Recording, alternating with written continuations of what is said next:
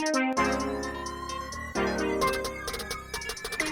is Alan Seaborn from Winning at Home. Welcome to In Progress, a podcast about faith, life, and how we grow. And in this episode, I'm going to read a passage from Psalm 105, and then I want to talk about what it looks like. You see in the title, we're calling it Keep On Searching. And I want to talk about what it looks like for us as followers of Jesus to keep on searching after connecting with Him, on growing to a deeper level, on how we can really spend time connecting with God in a way that connects with each of us. And so I just want to jump right into it, read the first few verses of Psalm 105. This is from the Living Bible translation. It says, "Thank the Lord for all the glorious things He does. Proclaim them to the nations, sing His praises, and tell everyone about His miracles. Glory in the Lord, O worshipers of God, rejoice. Search for Him and for His strength, and keep on searching." And that last little line, you can obviously tell from the title of the episode, I really love that. Search for Him and for His strength, and keep on searching. I think that sort of continuous, I don't remember, I'm sure I learned at some point in English class what, kind of language to use to describe the way this wording is, the tense of the verb, all that kind of stuff. But this continuous sense that you get when you read it, to keep on searching. I think that's so hugely important because for many of us, I'm sure, and for me, life can kind of go in phases or stages or chapters, or there's all different ways that people describe the way that they feel life is moving for them or that they're moving through life. And for me, a lot of those stages or chapters or whatever you want to call them, they reach a point for me, or I reach a point in them, I guess is a better way to say it, where I really sort of, for lack of a better term, plateau in my growth. I reach a point where I feel like, man, I already had to do X, Y, and Z. That's all that I'm really willing to do. That's all that I'm really wanting to grow right now. And then if somebody points out, or if I read in a verse somewhere that there's another thing that I really need to work on, I kind of feel like, no, not right now. I've got enough that I feel like I've already done, and I'm kind of in the middle of working on some other things, and I don't know if I have it in me. And what we find, especially what I find, I don't want to speak for everybody, but I'm assuming that pretty much anyone listening has had the same experience of the ebb and flow of, the different circumstances that we find ourselves facing in life, and then kind of how that impacts us and how it makes us feel about whether or not, honestly, in the moment, we're desiring to grow. Or if we feel like in the moment, hey, right now, I'm not really even able, I'm treading water so much just to be able to handle the day-to-day stuff, that thinking about growth on top of that, that's a little bit unrealistic. That's kind of a pipe dream because, I'm just trying to keep my head above water and make it one day at a time. I love that even though that's the way that most of us at one point or another have felt in life, we get this reminder, this challenge, this encouragement from Psalm 105, verse 4. Search for Him and for His strength, and keep on searching. And I want to talk a little bit about something for me that made a huge impact on, not really on my desire to search, but I would say more on the practical way that search for God played out in my life. So you've heard me talking in several episodes about meditation and how I really connect with God in those moments of stillness and silence and just being open to hearing from Him. But I didn't start that practice until it was right around, 29 or 30, somewhere in there. So I went through most of my life without having that way of searching and seeking after God. And I can remember it was probably, it's probably been close to 10 years ago now. I was having lunch or coffee, like I say, 10 years ago, I'm not sure, with a pastor who had been influential in my life, but it wasn't someone that I knew all that well.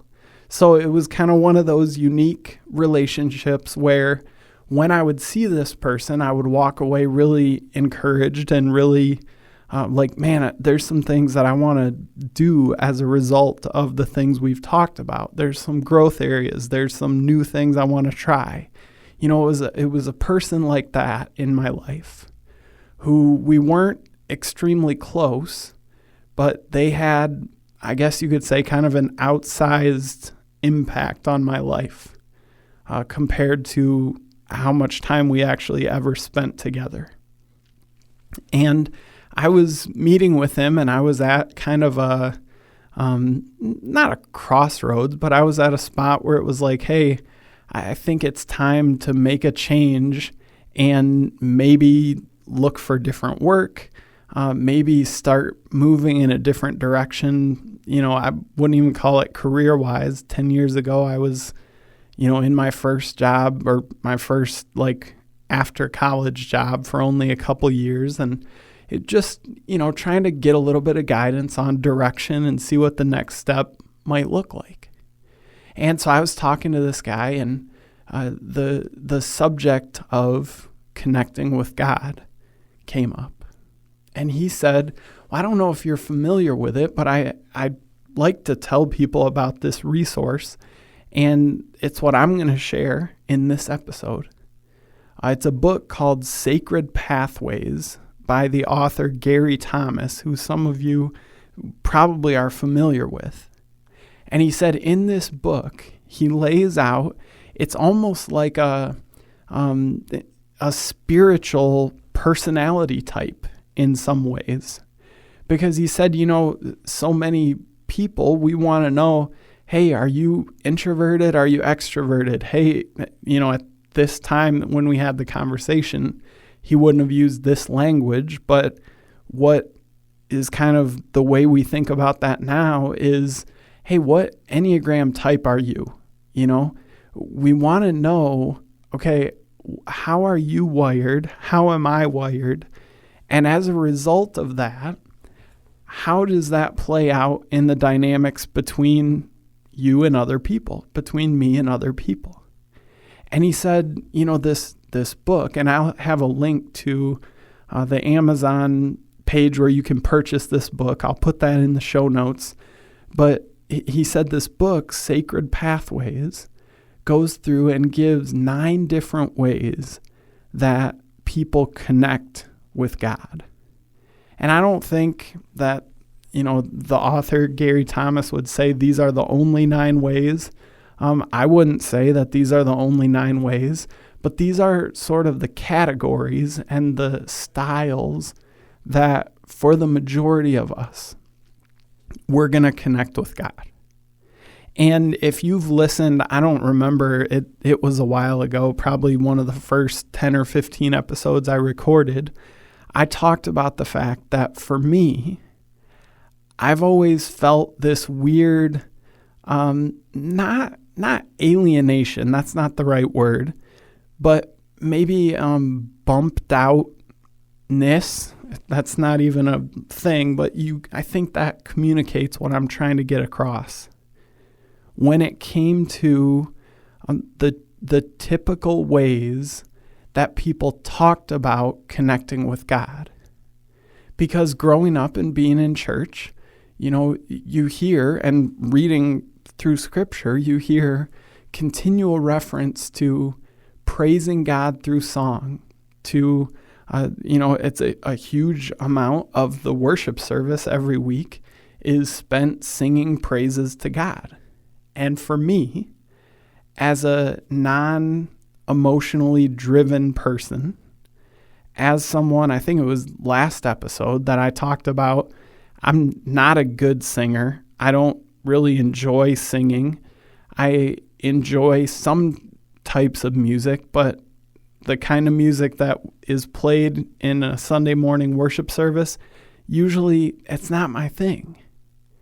And so I walk away going, man, I know, and it's obvious that the majority of the people in this sanctuary or in this youth room or in this stadium are connecting with God through this music, but I'm not. And I don't really know what to do about that or how to feel about that. And especially when I was younger, it was a really disorienting thing. And I feel like probably around 18, 19 is when I started to go, you know what? This is just the way I am. This is how I'm wired. And I really don't think that God expects me to change my personality totally in order to be able to follow him, because I'm working on following him. I'm seeking him.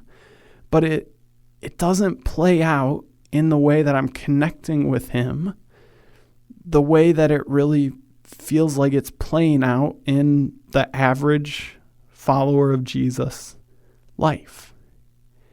And I don't know, maybe for you have had a similar experience. Maybe it wasn't about the music. Maybe it was about, who knows, all different kinds of things where it's just sort of assumed this is what you do. This is how you connect with God.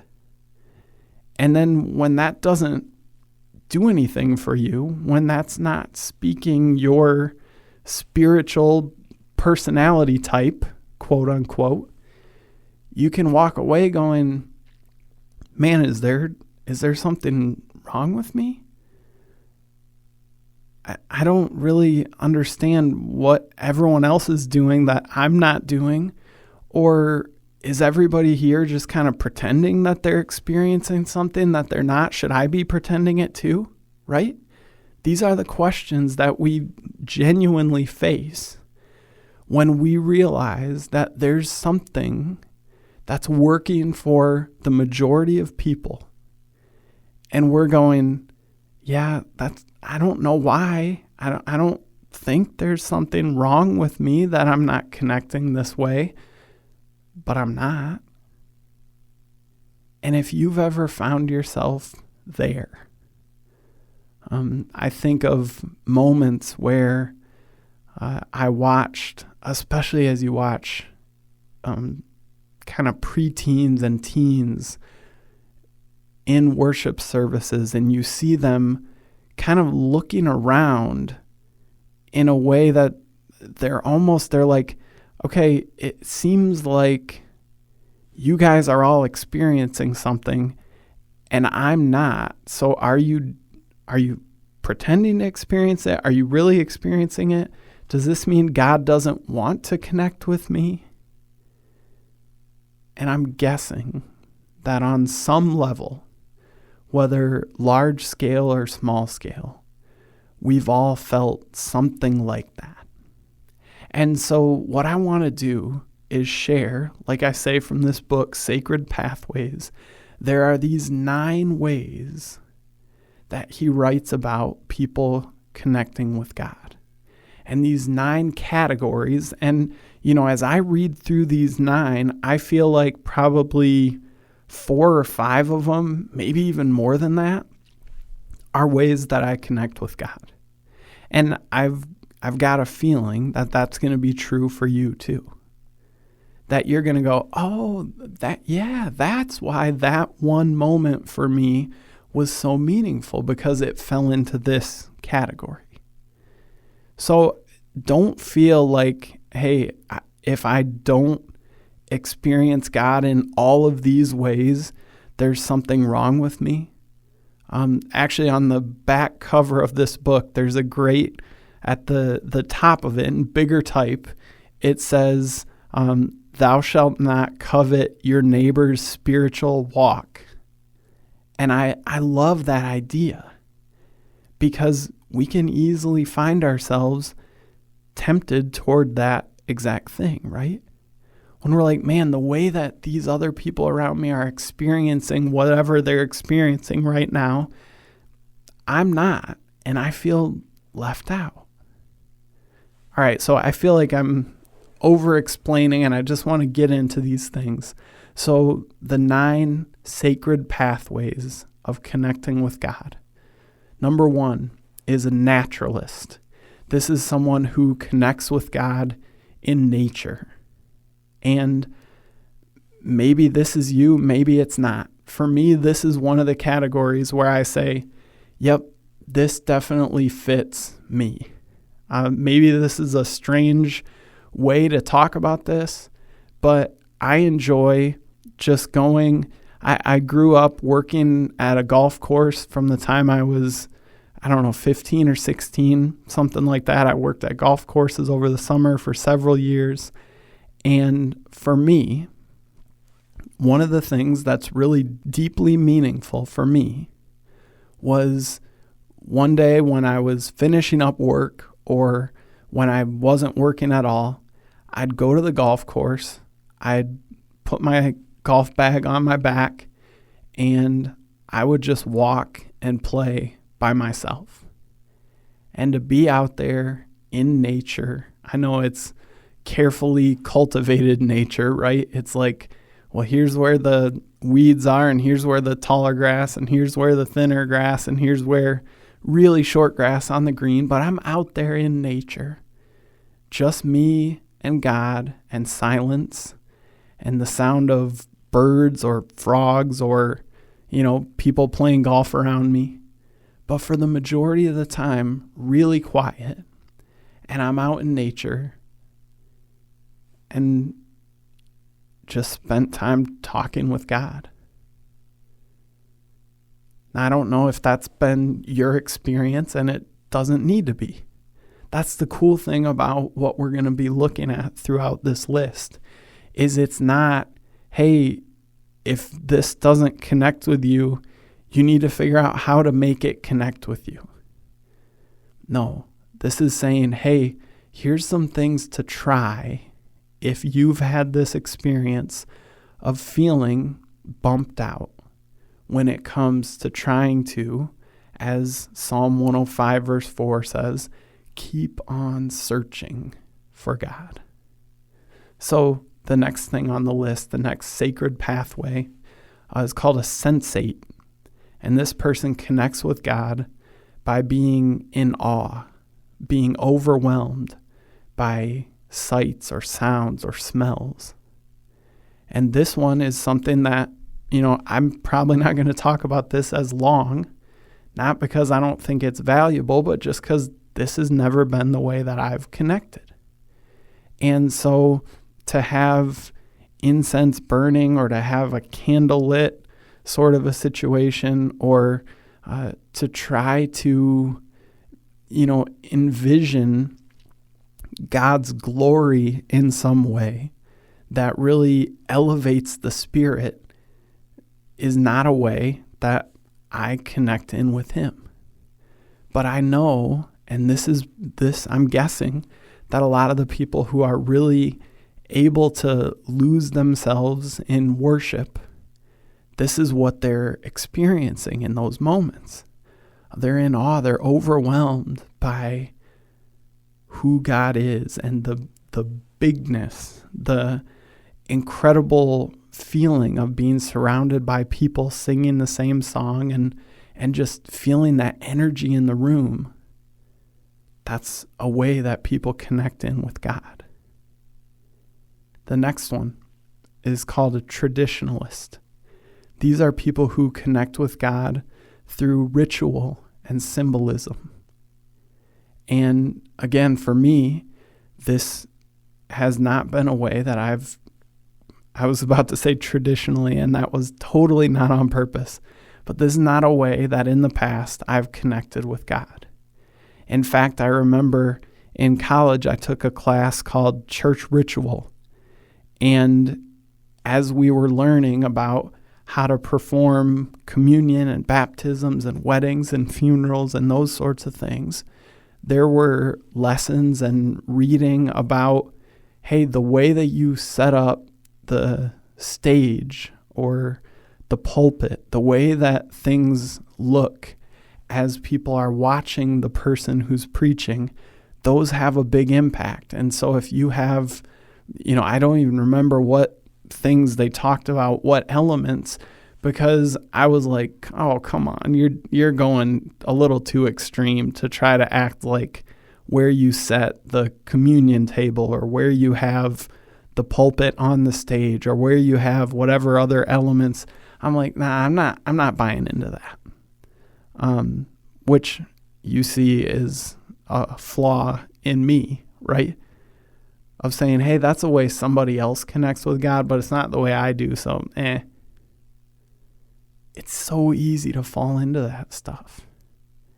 And there are lots and lots and lots of people who connect with God through ritual and symbolism. And it's a beautiful thing. It's not been my experience, right? And it's so quick and easy and natural for us to kind of write that stuff off when it hasn't been. But I think that this is such a great reminder of, hey, some of these things are going to really connect in with you. Some of them aren't. The next one, I think it's number 4, the ascetic, connects with God in solitude and simplicity. And, I think of the way, and for me, I've talked a little bit about like the minimalist idea connects with me.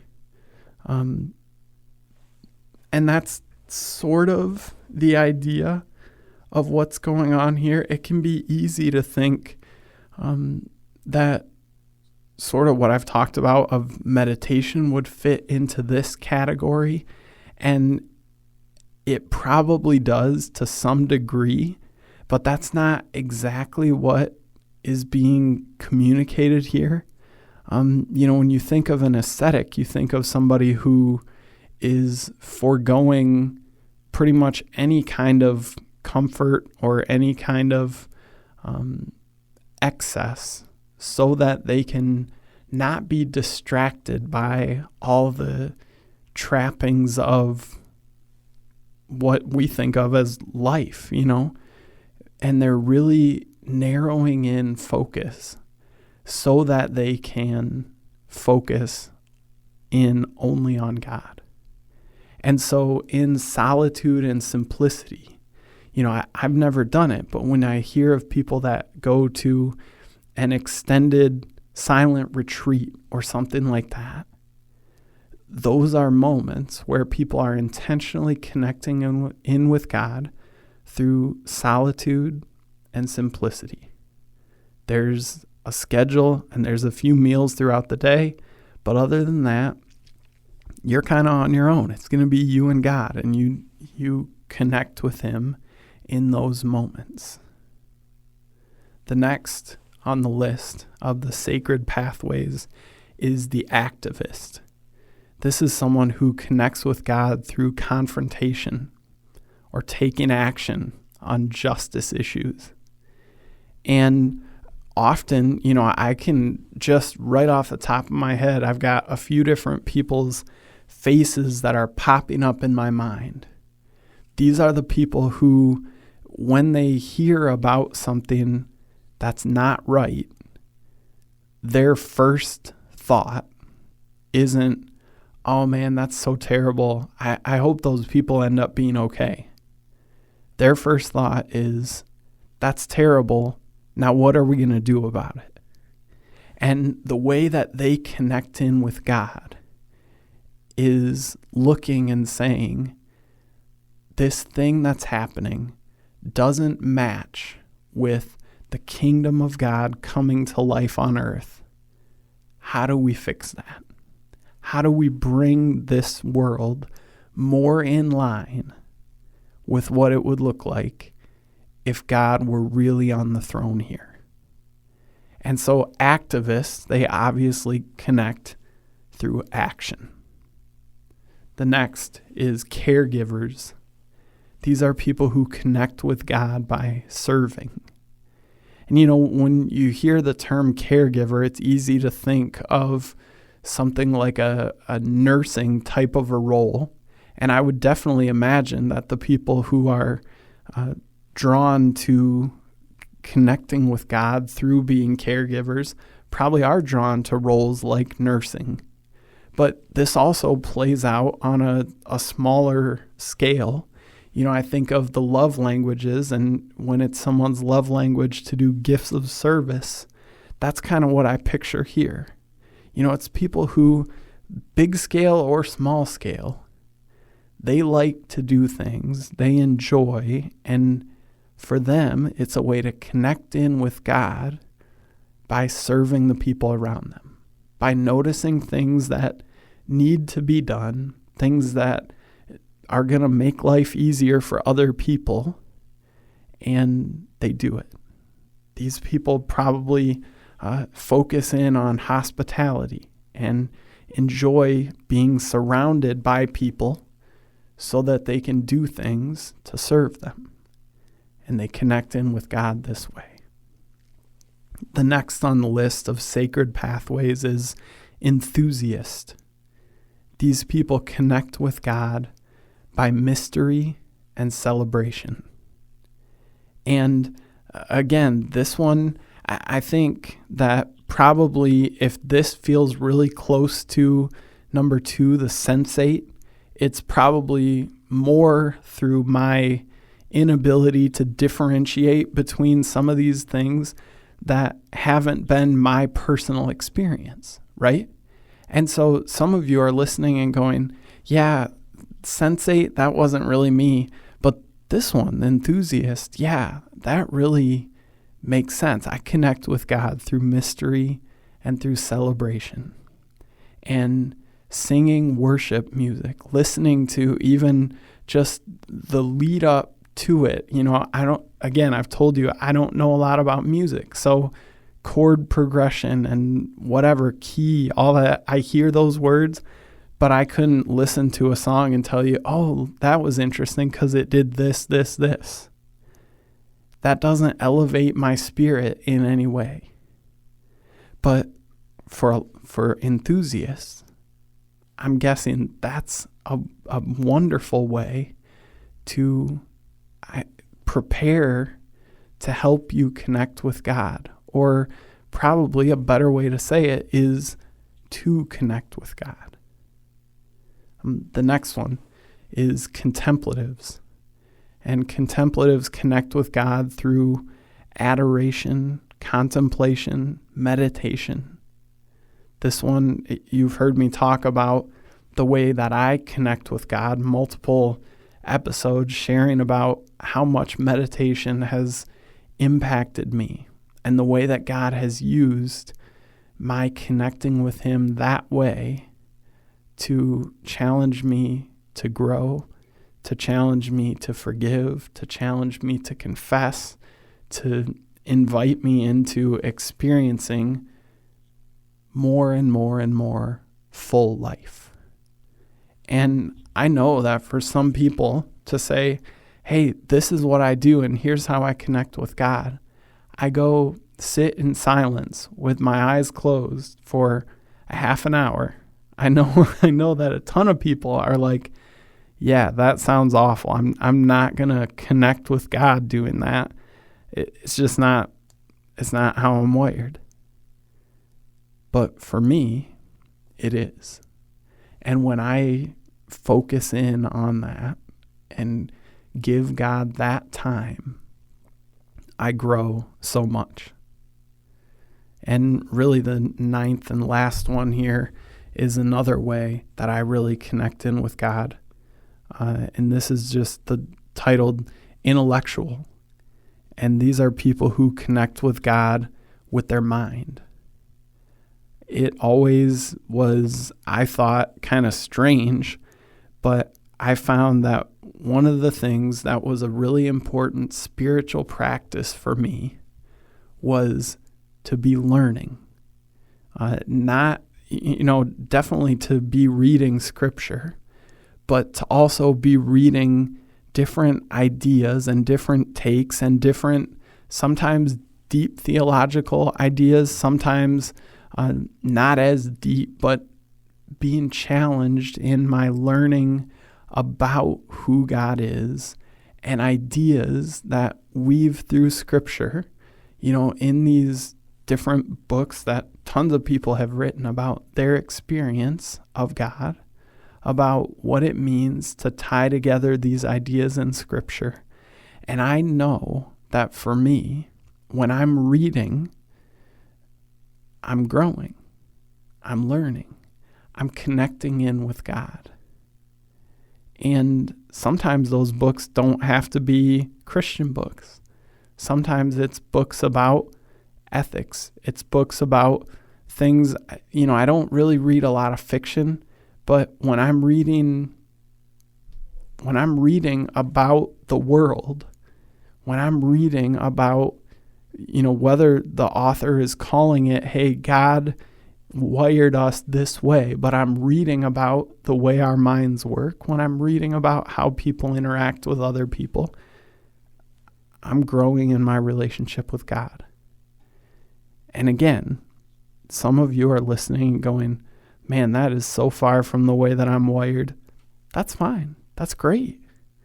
Because as I've read through this list of 9 things, I'm guessing you could probably even tell from the way that I was able to describe some of these things, you could probably tell which ones connect with me and which ones, not so much. And I'm guessing that as you listened, you heard a few things that you go, oh yeah, that's why that moment in life was so meaningful to me. I don't even know that I realized I was connecting in with God in that moment through whatever one of these 9 things.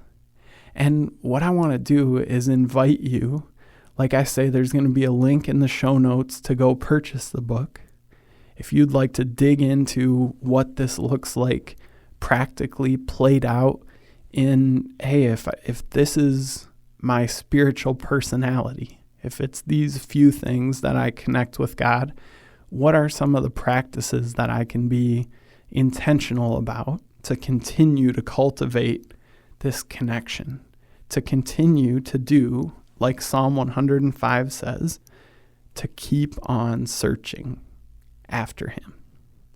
Because when God works in our lives, like I say, it's easy to just sort of allow that growth, and then plateau and say, hey, I'm really comfortable here.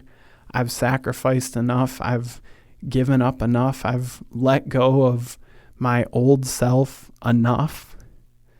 And to give up on keeping on searching.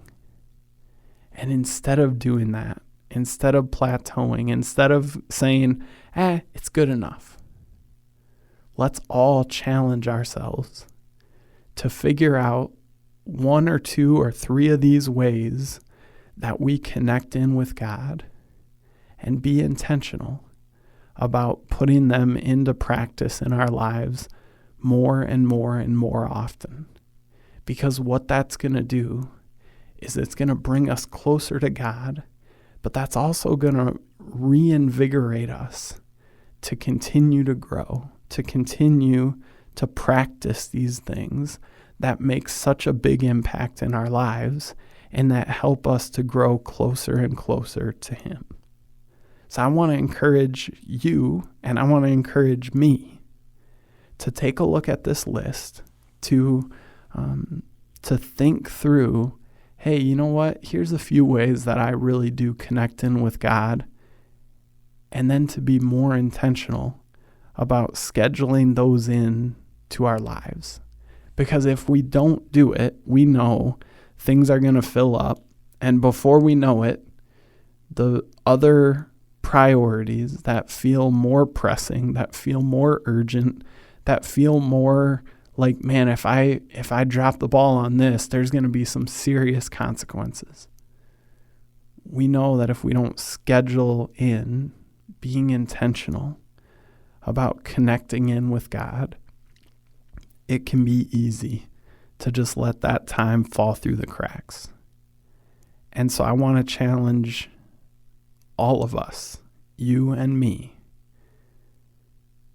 to go knowing this, that there are these different ways that we're wired, our spiritual personalities, to connect in with God, to go and be intentional about practicing some of these things that are going to help us to grow closer and closer to Him.